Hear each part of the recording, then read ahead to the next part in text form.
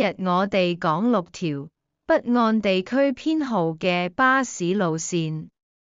第一條路線就係九巴19線呢條路線，來往安達臣及鑽石山。呢條路線嘅不按地區編號嘅原因，就係安達臣屬於西貢區，但係巴士路線編號就當咗係九龍區，導致呢條路線係不按編號嘅巴士路線。第二同第三條巴士路線就係976同埋976A。呢兩條路線就係來往港島東區及落馬洲新田。呢兩條路線嘅不按照編號嘅原因，就係因為佢用咗大埔北區南區嘅10位數7字頭，但係呢兩條路線就唔途經呢3個區域，而且落馬洲雖然係屬於元朗區，但係巴士路線編號就當咗係北區，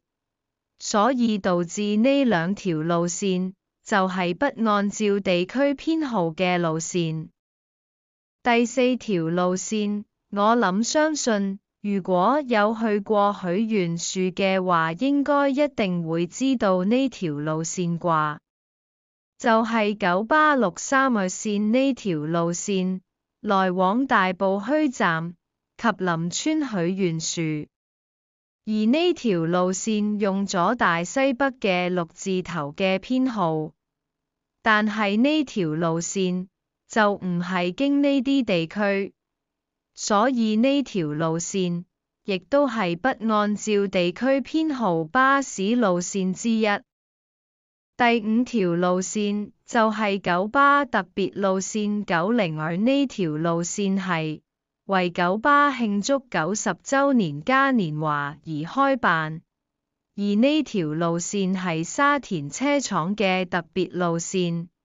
呢條路線係因為九巴90週年，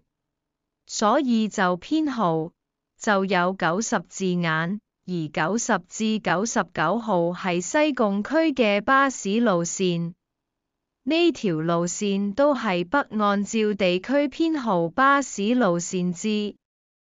最後一條巴士路線，就係過海聯營線641。641呢條路線只係星期1至6繁忙時間先有服務，來往啟晴邨及港澳碼頭路線就用咗華富同埋葵青區嘅10位4字頭嘅編號，但呢條路線服務地區，